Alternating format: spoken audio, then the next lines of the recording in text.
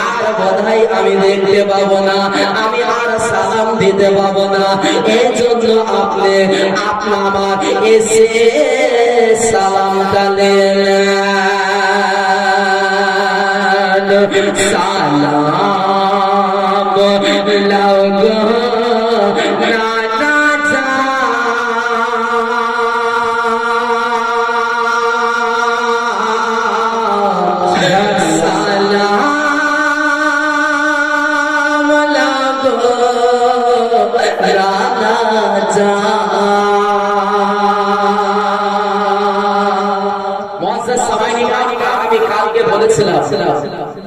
যে ওই মদিনা থেকে একজন মানুষ দুটো গাঠরি বা দুটো আপনার পুটলি নিয়ে এসেছে ইমাম হোসেনের কাছে।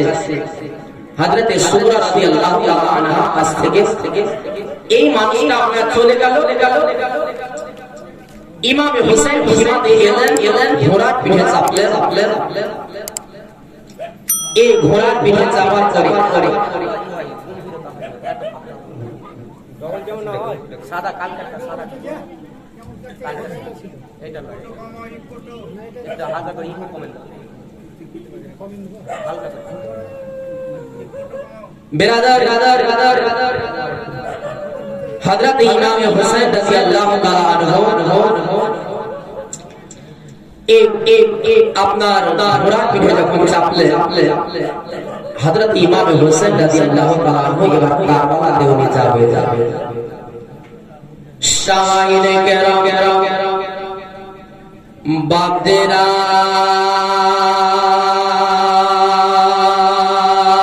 ভাইরা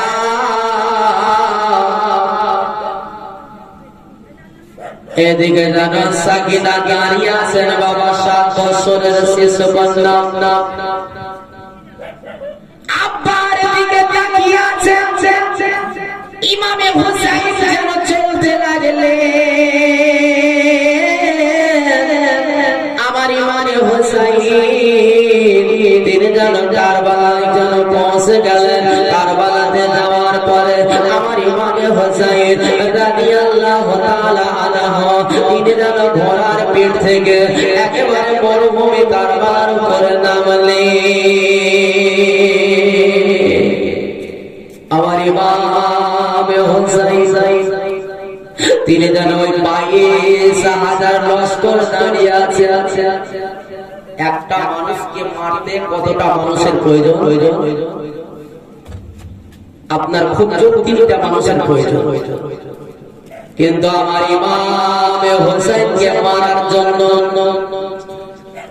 ওই এজিদ শয়তান একটা নয়, দুটো নয়, 1000 নয়, 2000 নয়, 22,000 সৈন্যকে পাঠিয়ে দিয়েছিল। তবুও তার মনে ভয় ছিল যে হয়তো ইমামে হোসেনকে মারা যাবে না, গলা কাটা যাবে না। এই জন্য ওই শয়তান এজিদ ইমামে হোসেনের জন্য পানিকে বন্ধ করে দিয়েছিল। যে পানি বন্ধ করে দিলে ইমামে হোসেনের শরীর খারাপ হয়ে যাবে, তৃষ্ণার্ত হয়ে থাকবে, ক্ষুধার্ত হয়ে থাকলে সে কারবালাতে আর যুদ্ধ করতে পারবে না। আমার ইমাম তিনি যারা বললেন ওরে কোপার মানুষেরা শুনবে, আজকে তোরা আলী আকবরকে মেরে দিয়েছে, আমি তোদেরকে কিছুই বলিনি। আলী আসগরকে তোরা মেরে দিয়েছে, আমি তোদেরকে কিছু বলিনি। হযরত কাসিমকে তোরা শহীদ করে দিয়েছে, কিছু বলিনি। আমার ভাই আব্বাসকে তোরা শহীদ করে দিয়েছে, কিছু বলিনি। ওরে আজকে যদি তোরা তওবা করে নে, আর যদি আল্লাহর কাছে হারেসান হয়ে যাস, আল্লাহর কাছে যদি তোরা নিজেকে যদি তোরা বিলিয়ে দেস, আল্লাহর কাছে ক্ষমা প্রার্থী হস, আল্লাহর কাছে মাফি যদি চেয়ে নেস, তাহলে আল্লাহ রাব্বুল আলামিন তোদেরকে এখনো ক্ষমা করতে পারে। ইমামে হোসেন বললেন শোন, আজ যদি তোরা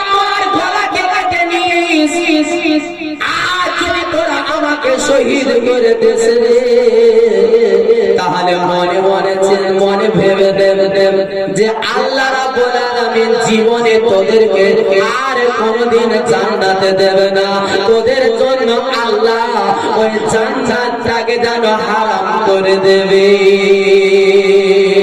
আমার ইমামে হোসেন তিনি বক্তব্য দিতে লাগলেন, এদিকে জানো ওই 22,000 সৈন্যের মধ্যে হয়তো কিছু মানুষ ভালো আছে থাকে না, এখানে যত মানুষ আছেন সবাইকে আমার প্রিয়, আমার হয়তো বিপক্ষে হয়তো কোনো মানুষ আছে, হয়তো উপরে আমাকে ভালোবাসে, ভিতরে হয়তো সে জলে আছে অনেকে সমাজের মধ্যে সবাইকে এক চোখে দেখে না, ভালো লাগে না, হয়তো কেউ কাউকে ভালো লাগে, কেউ কাউকে ভালো লাগে না। ওই 22,000 সৈন্যের মধ্যে হয়তো যুদ্ধ করতে এসেছিল এজিদের অত্যাচারে, তারা যুদ্ধ করতে এসেছিল, কিন্তু মনে মনে ইমাম হোসেনকে তারা ভালোবাসত। বেরাদা আমার ইমাম হোসেন সেদিন যারা বলেছিলেন ওরে শোনে ওরে গোপারবাসীরা শোনে, আজকে যদি তোরা তওবা করে নিস আমি কিয়ামতের দিনে আমার নানাকে বলে তোদেরকে আমি সুপারিশ করতে বলবো। কিন্তু বেরাদা ওই সময়তে আমার ইমামে হোসেন এত তাকরীর করেছিলেন, এমন ভাবে তিনি ওয়াজ করেছিলেন, এমন ভাবে তিনি ওয়াজ করতে লাগলেন যে ওই 22,000 সৈন্যের মধ্যে কিছু কিছু সৈন্যদের ভিতরটা যেন ফেটে গেল, তাদের ভিতরকার পানিগুলো চোখ দিয়ে যেন বইতে লাগলো, তারা কান্না করতে লাগলো। ওবাইদুল্লাহ বিন জিয়াদ চিন্তা করলো এইভাবে যদি হোসেন ওয়াজ করে, এইভাবে যদি হোসেনকে বুঝাতে থাকে তাহলে এই সৈন্যগুলো আমার পক্ষ থেকে লড়বে না, বরং হোসেনের দিকে চলে যাবে আর আমার দিকে তারা বাগাওয়াত করবে। এই জন্য সীমার নিরাজাও শান বলল ইমামে হোসেন তুমি এই কথা ছেড়ে দাও, এই কথা তুমি বাদ দাও, তুমি যুদ্ধ করবে না বলো, যদি তুমি যুদ্ধ করো তাহলে তৈরি হয়ে যাও, আর যদি তুমি আমিরুল মুমিনিন এজিদের হাতে হাত দিয়ে যদি তুমি তার বায়াত গ্রহণ করো তাহলে তুমি চলে এসো, তোমাকে শ্রদ্ধা করে তোমাকে সিংহাসনে বসানো হবে। এজিদের হাতে হাত যদি দিয়ে দাও তাহলে তোমার সঙ্গে যুদ্ধ হবে না। ও বেরাদার সবাই, ও মুআজ্জাজ সামাইনে কেরাম, বান্দেরা এদিকে জানো ইমাম হোসেনের ওয়াজে হালাল কায়দা করতে লাগলো, ইমাম হোসেনের ওয়াজকে জানো সীমা যেন ডিস্টার্ব করতে লাগলো, যেন ইমাম হোসেনের কথাটা মানুষ যেন বুঝতে না পারে, মানুষ যেন জানতে না পারে যে এ হচ্ছে আহলে বায়াত, এ হচ্ছে নবী বংশের ফোন, এ হচ্ছে মা ফাতেমার বাগানের ফোন, এটা হচ্ছে হযরতে আলী কাররামাল্লাহ ওয়াজহুল কারীমের দোলা, এটা হচ্ছে হাসানের ছোট ভাই। যখন ওই ওয়াজের উপরে বাধা দিতে লাগলো, আমার ইমামে হোসেন যেন তিনি একেবারে ঘোড়ার উপরে চাপলেন, আর খানাকে হাতে করে নিয়ে আর তারওয়াল খানাকে উঠিয়ে দিলেন, আল্লাহর কাছে দোয়া করলেন, আল্লাহ কিয়ামতের দিনে আমি যে বাড়ি হয়ে গেল, কিয়ামতের দিনে এরা যদি তোমার কাছে যদি দাবি করে আল্লাহ ইমাম হোসেন যদি আমাদেরকে বুঝাতো, আমাদেরকে শিক্ষা দিত তাহলে আমরা মেনে নিতাম, কিন্তু ইমাম হোসেন সীমা থেকে একেবারে বাইরে গেছে, আমাদের সঙ্গে যুদ্ধ করেছিল, এই জন্য আমরা যুদ্ধ করতে বাধ্য হয়েছিলাম। যেন কিয়ামতের দিনে যেন না বলতে পারে, এই জন্য ইমাম হোসেন নিজের দোষটাকে এড়িয়ে দিলেন। এইদিকে যেন সিমার জেলে যাও একটা তীর নিক্ষেপ করে দিল, তীরটা যেন আমার গতিতে যেন সাই সাই করতে করতে এলো আমার মা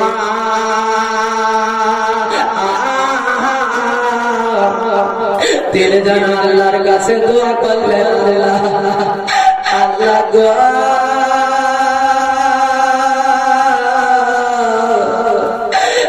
আমার আল্লাহ আমার মহল্লা এরা কেমন নবীর অভিবাদ নিজেকে কলমা পাল্টেওয়ালা দাবি করে নিজেকে নবীর আশিক মনে করে আল্লাহ আজকে যে আমার খুনের পিপাসা হয়ে দাঁড়িয়ে আছে আমার গলা কাটার জন্য তারা লালায়িত হয়ে আছে আল্লাহ এরা কোনো মতে বুঝবে না আমার ইমামে হোসেন রাদিয়াল্লাহু তাআলা আনহুর ঘোড়াটাতে ছিল এই ঘোড়াটার নাম যে ছিল মুরতাজিস এই ঘোড়াটার উপরে চাপলেন আর ঘোড়াটা যেন হাওয়ার মতো যেন ছুটতে লাগলো আমার ইমামে হোসেন তারওয়াল দিয়ে লহরাতে লাগলেন তারওয়াল দিয়ে যেইভাবে ঘোরাতে লাগলেন একবার যখন তারওয়াল দিয়ে মারলেন আর কাফেরদের গর্দন যেন মূলে কাটার মতো কাটতে লাগলো বাবা একবারে আমার ইমামে হোসেন 38 জন ওই 38 জন ইয়াজিদ সৈন্যকে যেন জাহান্নামের মধ্যে পাঠিয়ে দিলে সুবহানাল্লাহ সুবহানাল্লাহ আর যেন তারওয়াল মারলে তো 68 জন এজিদি সৈন্য একেবারে তারা নিহত হয়ে গেল তাদের গর্দন কেটে মাটিতে পড়ে তড়পিতে লাগলো আমার ইমামে হোসেন রাদিয়াল্লাহু তাআলা আনহু কারবালাতে যখন নেমেছে মনে হচ্ছে মদিনা থেকে আমার নবী মুস্তাফা রূহ হয়েছে কারবালাতে হাজির হয়েছে আজ মনে হচ্ছে হুসাইনের শরীরে আকার শক্তি এসেছে যে মনে হচ্ছে যে হযরত আলী রূহ চলে এসেছে মা ফাতেমার ভালোবাসা আজকে কারবালাতে চলে এসেছে হযরত হাসানের ভালোবাসা আজকে কারবালাতে চলে এসেছে বিরাদার আমার ইমামে হোসেন 3 দিন থেকে ওয়ানাহার 3 দিন থেকে বিবাসিত অবস্থানে আমার ইমামে হোসেন তিনি এমন ভাবে যুদ্ধ করতে লাগলেন আমার ইমাম হোসেন তিনি যুদ্ধ করতে করতে 22,000 মধ্যে ইমামে হোসেন রাদিয়াল্লাহু তাআলা আনহু কত সৈন্যকে আমার ইমামে হোসেন তাদেরকে নিহত করলেন কতল করে দিলেন আর ওই খিমার ঘাটকে আমার ইমামে হোসেন খালি করে দিলেন জোরে বলুন সুবহানাল্লাহ সুবহানাল্লাহ ইমামে হোসেন যেন খালি করে দিলেন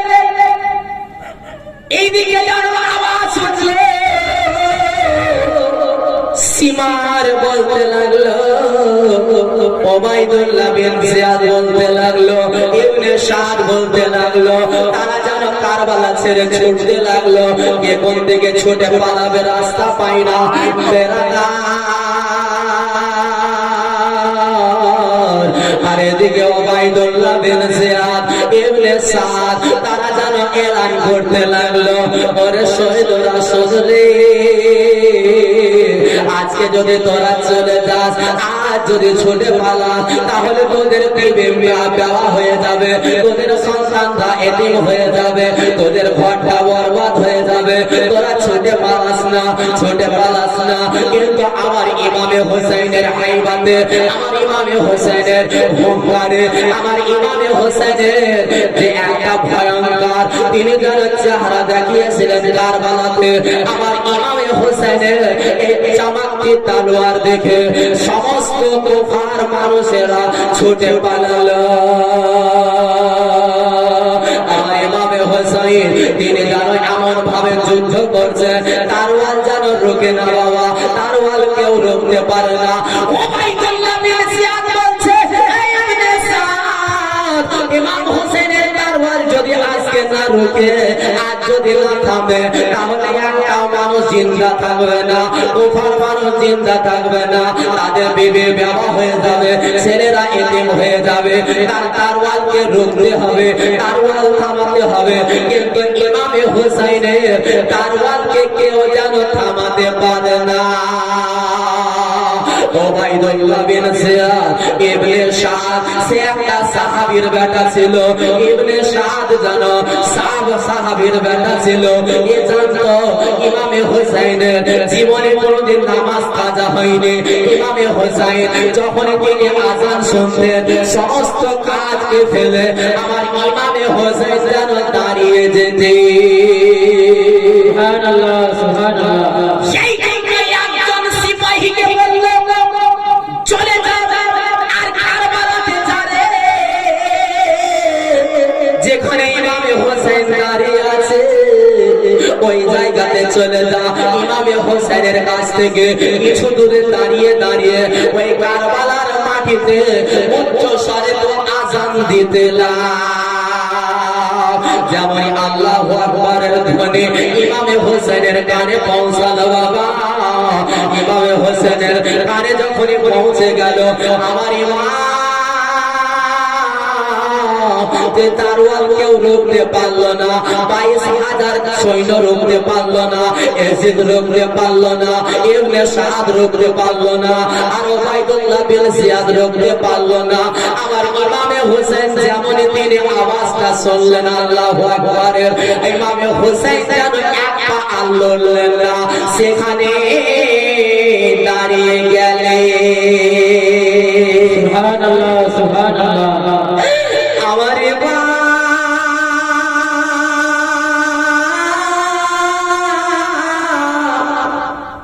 যেমন তিনি দাঁড়িয়ে গেলেন আমার ইমামে হোসেনের শরীর থেকে যেন ঝরঝর করে রক্ত পড়ে।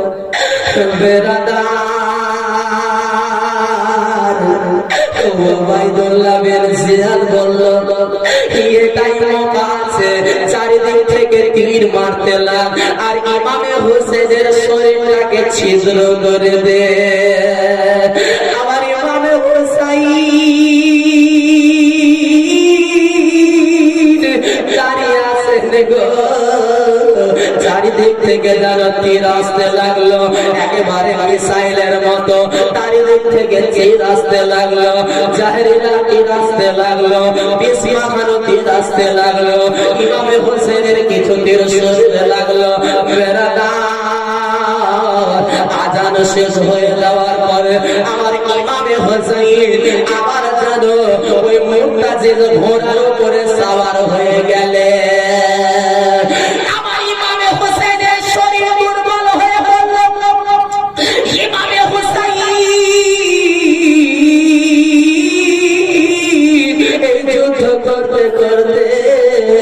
শরীরটা যখন একেবারে নরমাল হয়ে গেল, দুর্বল হয়ে গেল, আমার তিনি যেন দাঁড়িয়ে আছেন বাবা।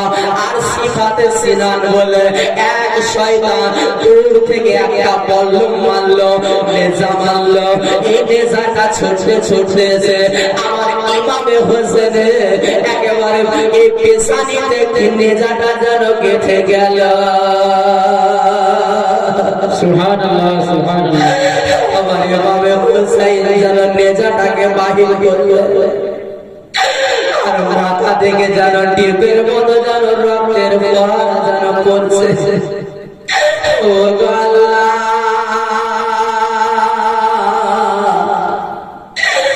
এই মা কপালে যে আমার নানা মোস্তাফা যেন আমার চোখ মন দিতে। আল্লাহ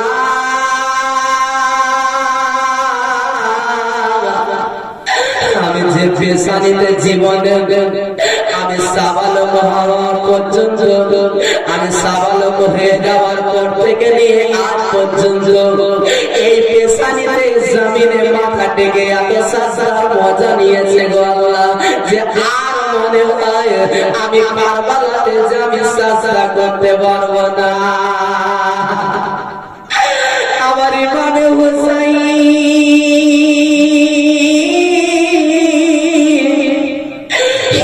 তীরখানাকে বাহির করে ঘোড়ার পিঠে আর কাটতে পারলেন না, মাথাটা যেন চক্কর দিতে লাগলো, মাথাটা যেন ঘুরতে লাগলো, মাথা ঘুরছে বাবা, চোখে যেন আদি খুদে লাগতে লাগলো, চোখটা যেন অন্ধকার লাগতে লাগলো। এদিকে যেন সাকিনা খিমার দরজায় দাঁড়িয়ে দাঁড়িয়ে দেখছে, উম্মের বাপ দাঁড়িয়ে দাঁড়িয়ে দেখছে, হযরতে সহর বানু দাঁড়িয়ে দাঁড়িয়ে দেখছে, হযরতে উম্মে লাইলা দাঁড়িয়ে দাঁড়িয়ে দেখছে। হযরতে সাকিনা মনে মনে চিন্তা করলেন, আমি বাবাকে আর জীবনে দেখতে পাবো না। সুবহানাল্লাহ। আমার মা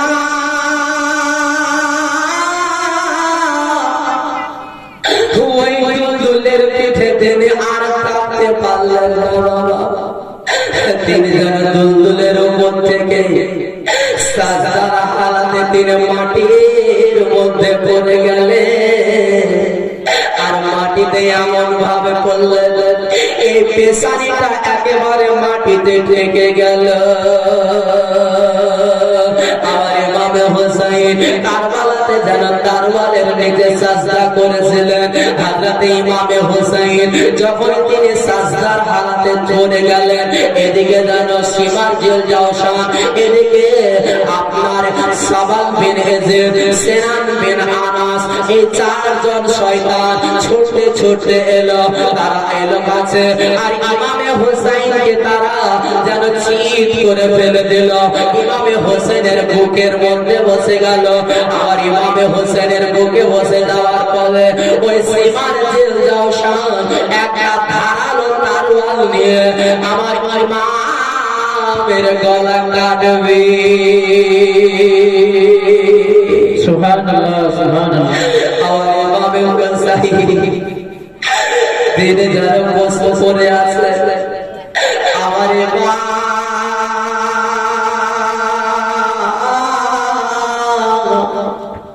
ওই মদিনার দিকে মুখ করে আমার নবী মুস্তাফাকে যেন বলতেছিলেন, নানা নানা গো,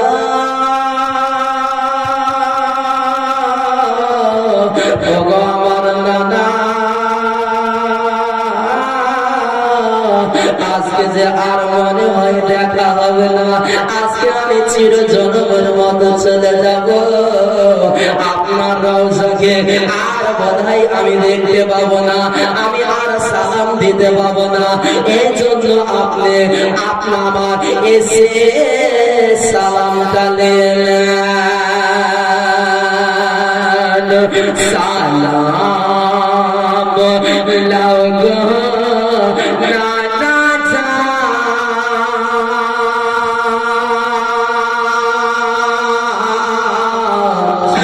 সালাম লাগো নানা জান। একটু সুবহানাল্লাহ, সুবহানাল্লাহ। के सलाम लगो नाना जान,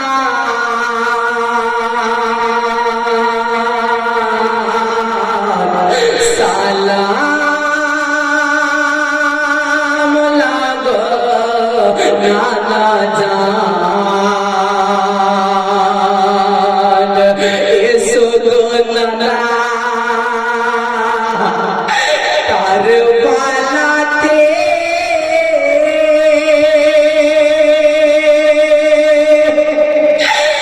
যাইছে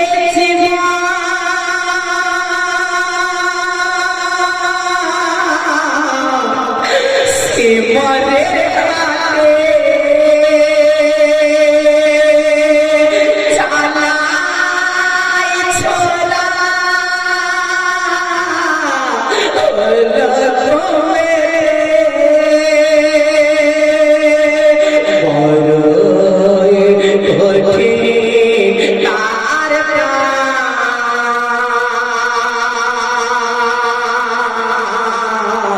সালাম লাগো নানা জান। সুবহানাল্লাহ, সুবহানাল্লাহ। এসো তো নানা কারবালাতে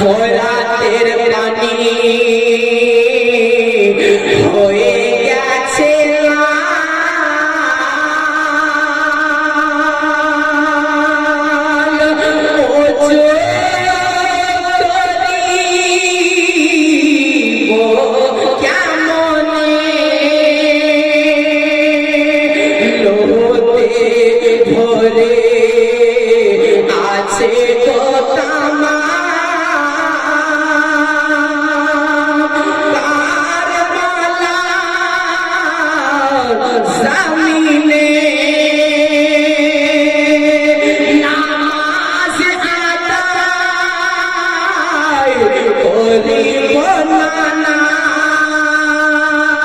কোথায় আছো এসো না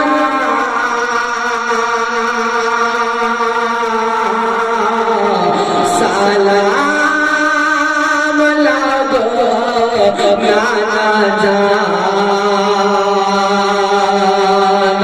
সালাম লাগো নানা জান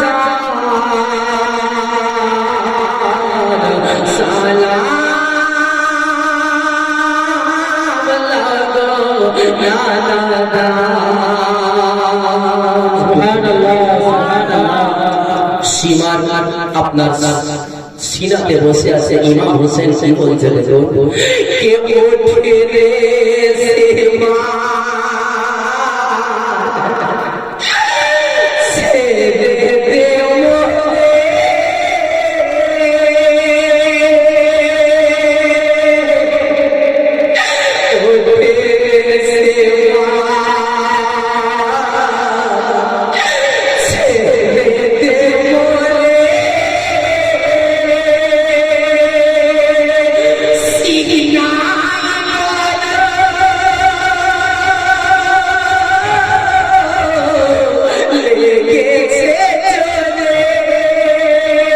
ওঠে রে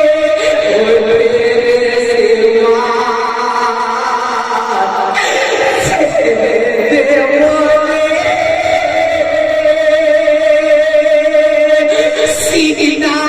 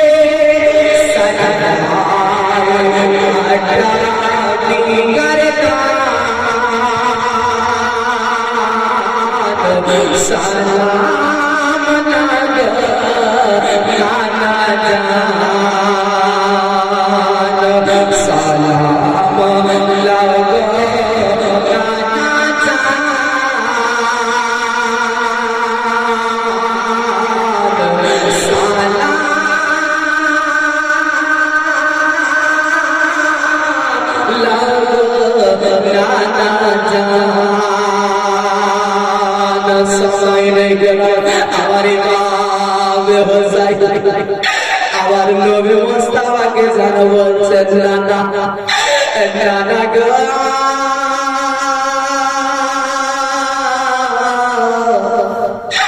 আজকে যে আপনার নাতি শেষবারের মতো আপনাকে সালাম দিচ্ছে ওগো নানা আজকে আমার সালামটা আপনি কবুল করলেন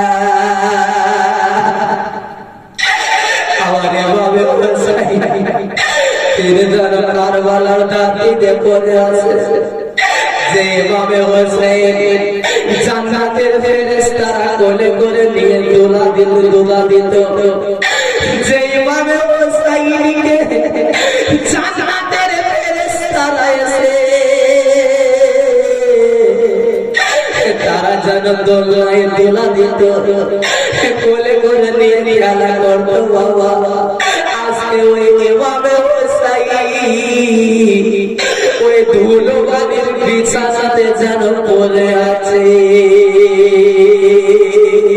সুবহানাল্লাহ একদিন শহর মনোরাতে স্বপ্ন দেখছে গভীর রাতের বেলায় কোন একটা বোরখা বানাবে কারবালা থেকে ছোট ছোট পাথর গুলোকে উঠিয়ে উঠিয়ে কারবালা থেকে দূরে ফেলে আসছে আমার শহর বানু কাছে গিয়ে জিজ্ঞাসা করেছিলেন আপনি কি কোথা থেকে এসেছেন কি আপনার পরিচয় ওই মেয়েটি বলেছিল মা তুমি কি আমাকে চিনতে পারো না আমাকে তুমি চিনতে পারো না আমি হচ্ছে তোমার শাশুড়ি মা আমি হচ্ছে ইমাম হোসেনের মা আমার নাম হচ্ছে ফাতেমা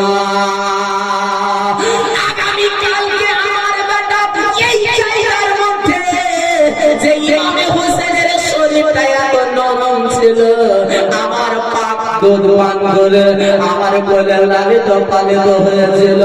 ইমামে হোসেন এই কারবালাতে যখনই পড়ে থাকবে আমি মা জননী, আমি গর্ভধারিণী মা, আমি জনন দুঃখিনী মা, আমি কেমন করে সইতে পারবো, আমি কেমন করে মন মানতে পারবো, এটা আমি কোনোদিন মানতে পারবো না, আমি দেখতে পারবো না, সহ্য করতে পারবো না। এই জন্য আমি কাপড় গুলোকে তুলে তুলে ফেলছে যেন আমার বেটা হোসাইনকে কষ্ট না হয়। আমার ইমামে হোসাইন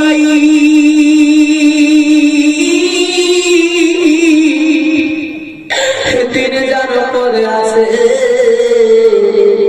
গলাতে যেন সীমার বসে আছে, গলা কাটতে লাগলো। আমার ইমামে হোসেনের গলা কাটতে লাগলো।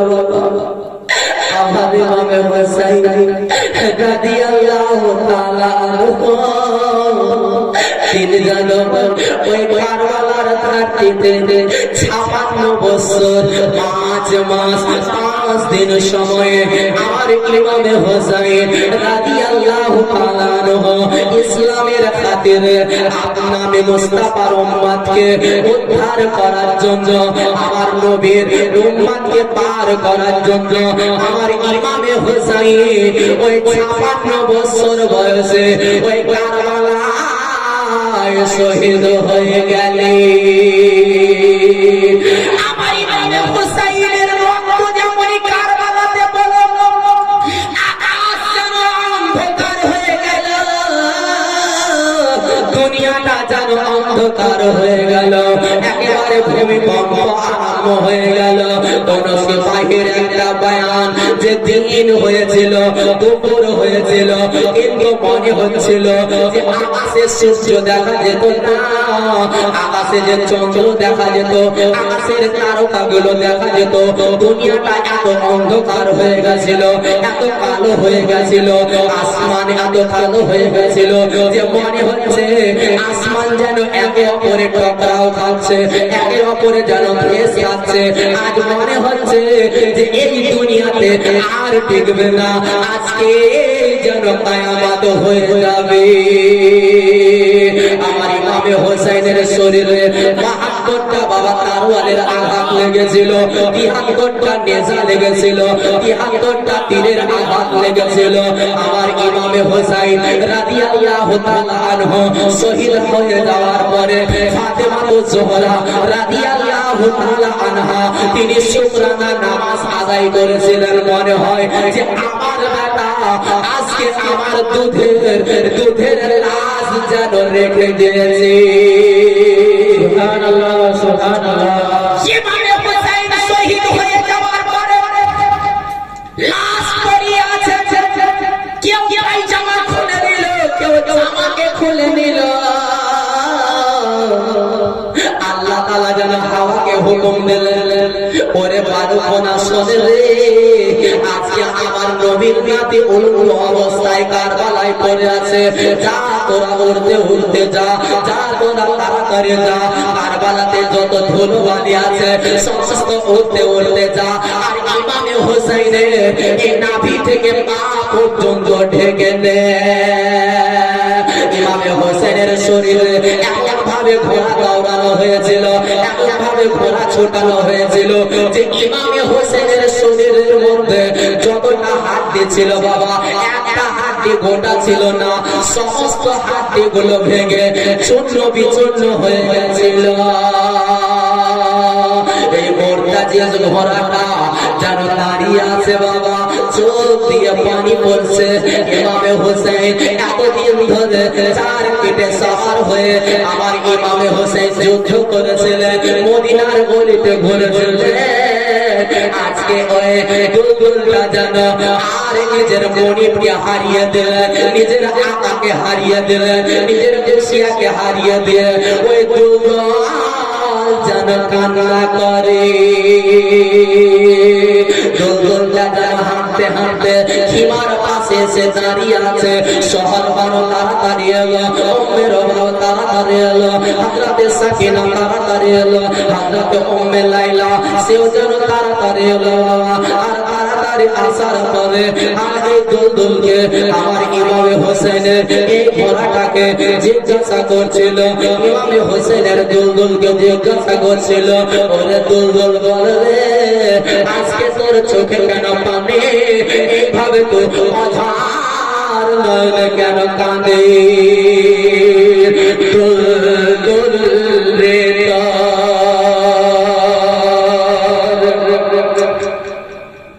কেন পেটে খালি ইমামকে কোথায়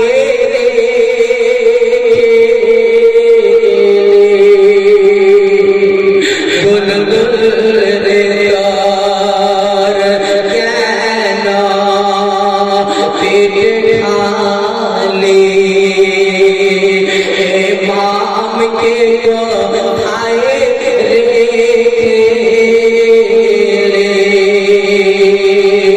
তোর দুই নয়নে কেন ঝরে পানি, তবে কি তো মনে বাহারালি